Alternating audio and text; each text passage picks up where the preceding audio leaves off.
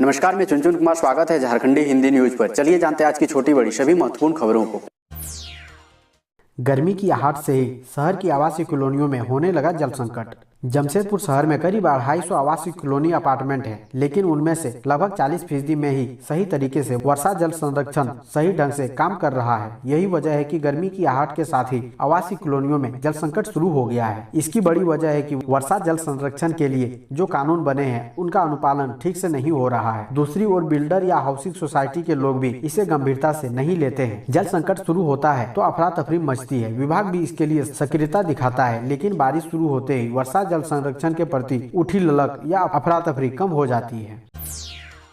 दूसरे राज्यों से आने वाली बसों के यात्रियों का होगा कोरोना टेस्ट। स्वास्थ्य सचिव ने सभी जिलों के डीसी को दिया निर्देश। कोरोना की बढ़ती रफ्तार को देखते हुए रांची सहित राज्य के अन्य जिलों में दूसरे राज्यों से आने वाली बसों के यात्रियों का कोरोना टेस्ट कराया जाएगा, ताकि ट्रेंड पता चले कि किस राज्य से आने वाले लोगों में कोरोना के मामले अधिक पाए जा रहे हैं। यह जानकारी बुधवार को स्वास्थ्य सचिव के सोन ने दी। उन्होंने कहा कि अन्य राज्यों से रांची आने वाली बसें राज्य के कई जिलों से होकर गुजरती है। ऐसे में संबंधित जिलों को भी कहा गया है कि जैसे ही झारखंड की सीमा में बस प्रवेश करे टेस्टिंग कराएं। उन्होंने कहा कि रांची भी यात्रियों की टेस्टिंग की दिशा में आगे बढ़ रहा है। उम्मीद है कि 1-2 दिनों में इसमें गति आएगी। बस स्टैंड और रेलवे स्टेशन में पहले टेस्टिंग कराई जाएगी। इससे जो ट्रेंड मिलेगा उससे आगे निर्णय लेने में आसानी होगी कि किस प्रकार की कड़ाई कर सकते हैं।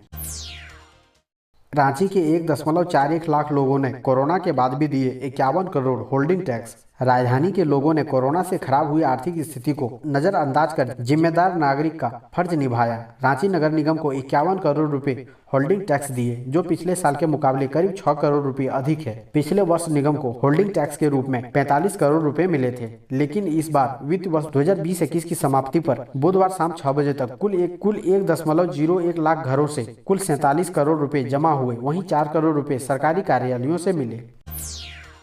जमशेदपुर कोषागार से वित्तीय साल के अंतिम दिन 200 करोड़ रुपए की निकासी, 150 बिल हुए पारित। वित्तीय वर्ष के अंतिम दिन यानी 31 मार्च को जमशेदपुर कोषागार से 150 एडवाइस जारी यानी बिल पारित जारी किया गया, जिसके एवज में करीब 200 करोड़ रुपए की निकासी की गई। इसमें जमशेदपुर अक्षेस को आवंटित 29 करोड़ रुपए भी शामिल है। कोरोना के कारण इस बार योजना मद में बड़ी रकम का आवंटन कार्य एजेंसियों को नहीं मिला है। कम राशि की ही निकासी की गई, जिसमें एरियर व अन्य मद शामिल है।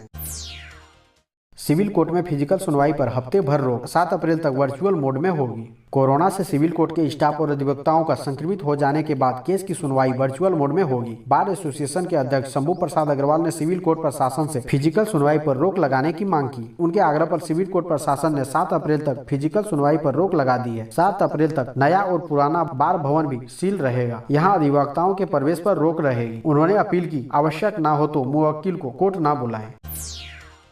झारखंड की 45% जनसंख्या में विकसित हुई कोरोना की एंटीबॉडी, 55% जनसंख्या को खतरा। झारखंड के 10 जिलों में किए गए एक सीरो सर्वे में पता चला है कि 45% आबादी पहले ही SARS-CoV-2 वायरस से संक्रमित हो चुकी है। SARS-CoV-2 वायरस कोविड-19 का कारण है और इसकी वजह से शरीर में एंटीबॉडीज बनती है। सीरो सर्वेक्षण के दूसरे चरण में देखा गया है कि शेष 55% आबादी बीमारी की चपेट में आ सकती है या उनमें वायरस से संक्रमित होने का खतरा बना हुआ है। सर्वेक्षण रिपोर्ट की व्याख्या में यह भी कहा है कि एंटीबॉडीज समय के साथ खत्म होने की संभावना है। झारखंड ने 10 से 26 फरवरी के बीच बोकारो, धनबाद, दुमका, पूर्वी सिंहभूम, गढ़वा, हजारीबाग, खूंटी, पलामू, रांची और पश्चिमी सिंहभूम में सीरो सर्वेक्षण करवाया था।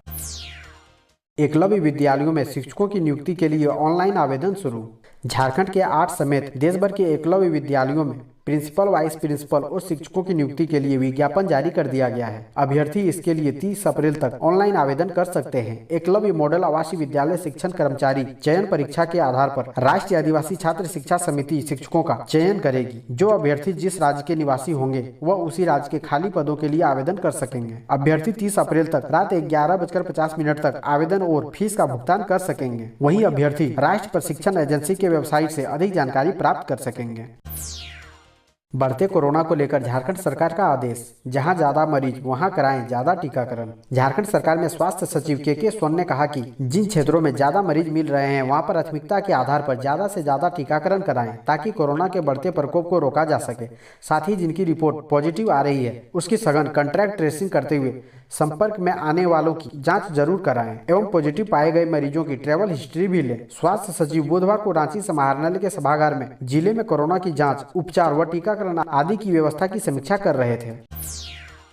बेरोजगारी भत्ता के लिए आज से करें अप्लाई। सरकारी प्राइवेट नौकरी के लिए एड़ी चोटी जोर लगाने वाले और कैरियर में बेहतरी की चाह रखने वाले शिक्षित बेरोजगारों को सबल देते हुए बेरोजगारी भत्ता देने का ऐलान किया गया है। इसके लिए 1 अप्रैल से आवेदन की प्रक्रिया शुरू हो रही है। झारखंड के मुख्यमंत्री हेमंत सोरेन की सरकार ने 5,000 रुपए बेरोजगारी भत्ता देने का बड़ा ऐलान किया है। अगर आप युवा हैं तो नए वित्त वर्ष 2021-22 में झारखंड में बेरोजगारी भत्ता के लिए अप्लाई करने के लिए तैयार हो जाइए। 1 अप्रैल से आप अपना आवेदन जमा कर सकते हैं। मुख्यमंत्री प्रोत्साहन योजना के लिए आवेदन जमा करने के दौरान योग्य अभ्यर्थियों को ऑनलाइन या ऑफलाइन आवेदन करना होगा। झारखंड के सरकारी संस्थाओं में पढ़े लिखे नौजवान बेरोजगारी भत्ता पाने के लिए मुख्यमंत्री प्रोत्साहन योजना के जरिए आवेदन दे सकते हैं। डीएमसी ने बनाया धनबाद की सड़कों पर सीएनजी बसें चलाने का प्लान। सरकार से 50 की डिमांड। यात्रियों के आवागमन को बेहतर बनाने के लिए धनबाद नगर निगम बस सेवा शुरू करेगा। इसके लिए निगम ने 50 बसों की डिमांड भी कर दी है। यह सभी बसें सीएनजी से चलेगी। ये बात अलग है कि लोगों की सुविधा के लिए करोड़ों रुपए में खरीदी गई 56 सिटी बसें बिना चले ही सड़ गई। लेकिन इस बार नगर निगम बसों को चलाने के मूड में दिख रहा है। बताते चले कि 11 वर्ष पूर्व 2010 में जवाहरलाल नेहरू राष्ट्रीय शहरी नवीनीकरण मिशन से लगभग 14 करोड़ में 70 सिटी बसें खरीदी गई। फिलहाल 10 बसें ही चालू हालत में हैं। इसमें भी 5 बसें महिला स्वयं सहायता समूह के जिम्मे है। शेष 56 बसें बरटाण बस स्टैंड में खड़ी है। इनमें जंग लग चुका है, पौधे तक उगाए हैं। 8वीं कक्षा तक के सभी छात्र बिना परीक्षा अगली कक्षा में प्रोन्नत। सरकार का बड़ा फैसला। मुख्यमंत्री हेमंत सोरेन की झारखंड सरकार ने कक्षा 1 से 8 तक के सभी बच्चों को बिना परीक्षा के अगली कक्षा में प्रोन्नत किए जाने का आदेश दिया है। शिक्षा विभाग की ओर से गुरुवार को यह आदेश जारी किया गया है।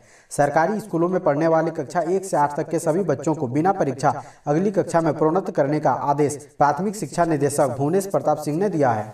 इस बारे में सभी जिला के उपायुक्तों को निर्देश भेज दिया गया है। कोरोना वायरस के कारण पिछले साल भी अगली कक्षाओं में बिना परीक्षा के छात्रों को प्रोन्नत किया गया था।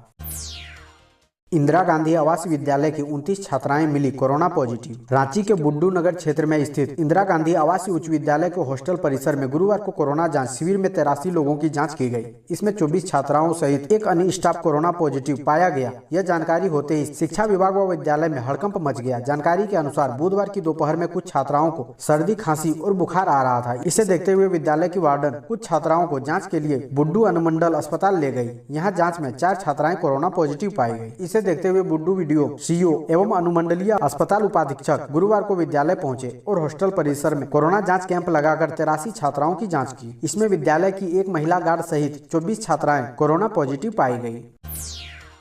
मंत्री जगन्नाथ महतो की फिर बिगड़ी तबीयत। सीने में दर्द के बाद एमजीएम में किए गए शिफ्ट। झारखंड के मंत्री जगन्नाथ महतो की तबीयत फिर बिगड़ गई है। बताया जाता है कि चेन्नई में ही रह रहे मंत्री के सीने में दर्द की शिकायत होने पर उन्हें एमजीएम में शिफ्ट किया गया है। हालांकि उनके बेटे अखिलेश महतो से पूछे जाने पर कहा कि मंत्री पूरी तरह स्वस्थ हैं, अभी कोई समस्या नहीं है। बता दें कि झारखंड के शिक्षा मंत्री जगन्नाथ महतो को कोरोना वायरस हो गया था। उसके बाद उन्हें लंग्स का इन्फेक्शन हो गया था। उन्हें इलाज के लिए चेन्नई के एमजीएम अस्पताल ले गया था। वहाँ वे अपना इलाज करा रहे थे। वे ठीक होकर वापस आने ही वाले थे। इसी बीच गुरुवार को उन्हें फिर सीने में दर्द की शिकायत हुई।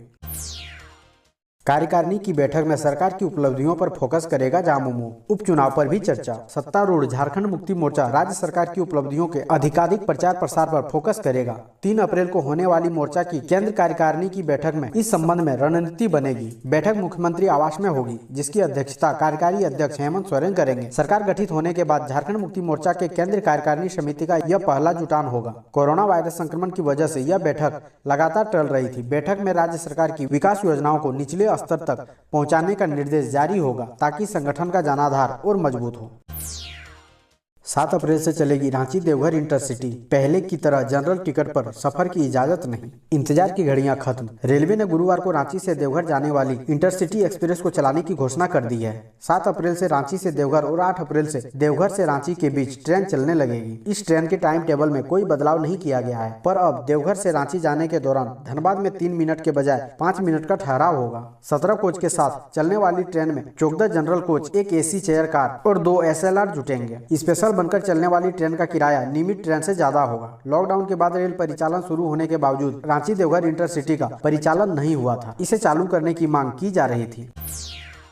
बाबा बासुकीनाथ मंदिर में स्पर्श पूजा पर रोक, अब अर्घा सिस्टम से ही कर सकेंगे श्रद्धालु पूजा। दुमका के शहरी क्षेत्रों में कोविड के लगातार केस बढ़ रहे हैं। इसको लेकर जिला प्रशासन ने कई कदम उठाए हैं, जिसके तहत अब शहरी क्षेत्रों में सैंपल कलेक्शन तेजी से की जाएगी। साथ ही अब बाबा बासुकीनाथ मंदिर में अर्घा सिस्टम से ही श्रद्धालु पूजा कर सकेंगे।